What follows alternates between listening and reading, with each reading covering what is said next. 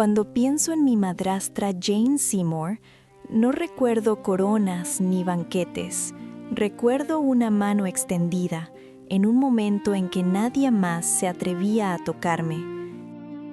En la corte, yo ya no era una princesa, era un recordatorio incómodo, un error que todos preferían olvidar. Pero Jane, no. Ella me devolvió algo que creí perdido para siempre, y en esta corte, incluso la bondad podía ser mortal.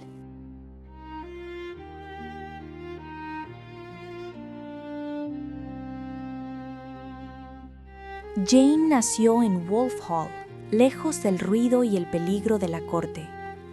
Su familia era noble, pero no poderosa. No lo suficientemente poderosa para cambiar el destino, solo lo suficiente para servirlo. No tenía la educación de mi madre, Catalina de Aragón, ni el ingenio peligroso de Ana Bolena. Jane no necesitaba palabras para hacerse notar. Su silencio hablaba por ella. Sirvió primero a mi madre. La vio resistir la humillación, el abandono y la traición. Luego sirvió a Ana. La vio ascender, la vio reinar, la vio caer. Jane aprendió la lección más importante que la corte podía enseñar. En el mundo de mi padre, ninguna corona era segura. En el invierno de 1536, mi padre comenzó a fijarse en ella. No porque fuera la más brillante, ni la más hermosa, sino porque era diferente. Donde Ana había sido fuego, Jane era calma. Donde Ana desafiaba, Jane obedecía. Y para un rey cansado de luchar, la obediencia era irresistible. Mi padre le envió regalos, joyas, telas, promesas. Jane los devolvió, sin abrirlos. No sé si fue virtud o si fue miedo, pero en ese momento dejó de ser una mujer más en la corte. Se convirtió en un misterio. Y los hombres como mi padre siempre desean lo que no pueden poseer. El 19 de mayo de 1536, Ana Bolena murió. El 20 de mayo, mi padre se comprometió con Jane. 10 días después, ya era reina.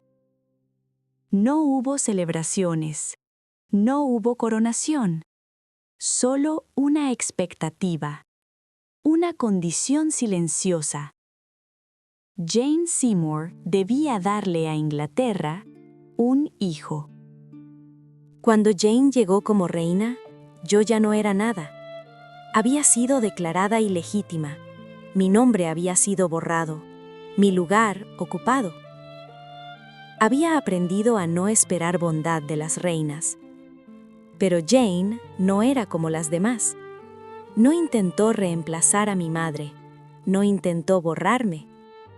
Me vio, no como un obstáculo, sino como una hija que había perdido todo.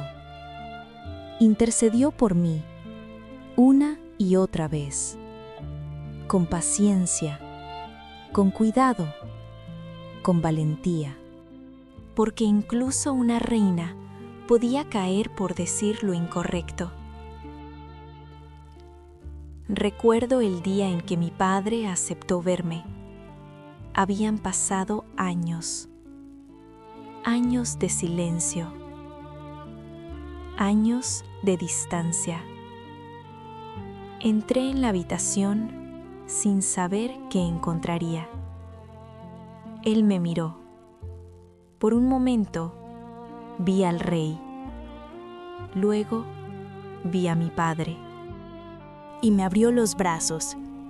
Ese abrazo no fue un accidente, fue un regalo de Jane. Por un tiempo, la corte conoció algo extraño, paz. En enero de 1537, Jane quedó embarazada. Mi padre cambió. El hombre que había destruido matrimonios ahora protegía a uno. Nada se dejaba al azar, nada se arriesgaba, porque todos sabíamos la verdad. El destino de Jane vivía dentro de ella. El 12 de octubre, después de días de dolor, nació mi hermano, Eduardo, el heredero que Inglaterra había esperado durante generaciones. Mi padre finalmente tenía su hijo, pero el precio aún no había sido pagado. Vi el cansancio en su rostro. Vi cómo la vida se retiraba de ella, poco a poco, como una vela consumiéndose en silencio. Mi hermano fue bautizado 3 días después de su nacimiento. La corte entera se vistió de oro y escarlata para celebrar al heredero que Inglaterra había esperado durante tanto tiempo. Isabel, con apenas 4 años, caminó muy seria entre los grandes señores, sosteniendo en sus pequeños brazos el paño bautismal bordado en oro. La miré avanzar, tan frágil y tan digna, como si ya entendiera el peso de aquel momento. Yo también estaba allí, cumpliendo mi papel como hija mayor del rey.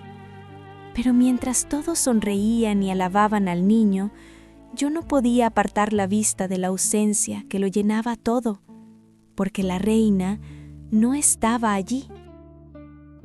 Jane permanecía recluida en sus aposentos, febril, exhausta, luchando por recuperarse del parto. Mientras las antorchas iluminaban la ceremonia y los cánticos resonaban en la capilla, ella yacía en su cama, pálida como la cera, respirando con dificultad. Todos sabíamos que algo no iba bien, aunque nadie se atrevía a decirlo en voz alta. El bautizo fue espléndido, sí, pero también fue un presagio. Jane permanecía recluida en sus aposentos, febril, exhausta, luchando por recuperarse del parto.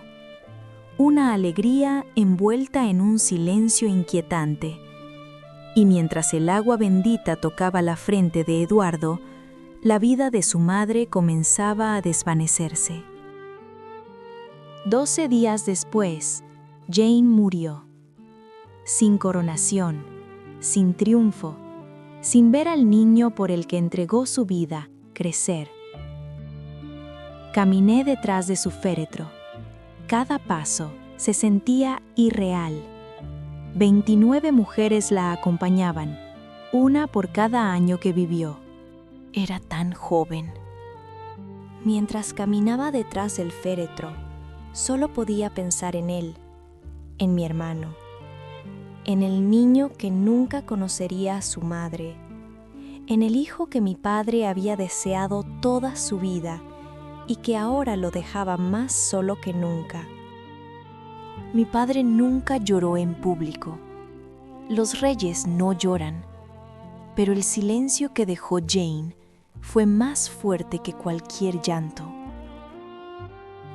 Años después, cuando mi padre murió, pidió ser enterrado junto a ella, no junto a mi madre, no junto a Ana, junto a Jane. Quizás porque Jane le dio lo que más deseaba, un heredero.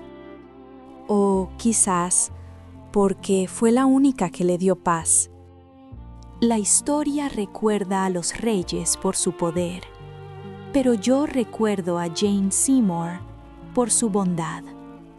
Y en un mundo donde la bondad era peligrosa, ella fue la más valiente de todos. Han pasado ya varios días desde la muerte de Jane y el palacio sigue sintiéndose extraño. Todo continúa como siempre, pero hay un vacío que no se llena. Mi padre intenta mostrarse fuerte, aunque la tristeza se le nota en la mirada. Y Eduardo, tan pequeño, tan ajeno a todo.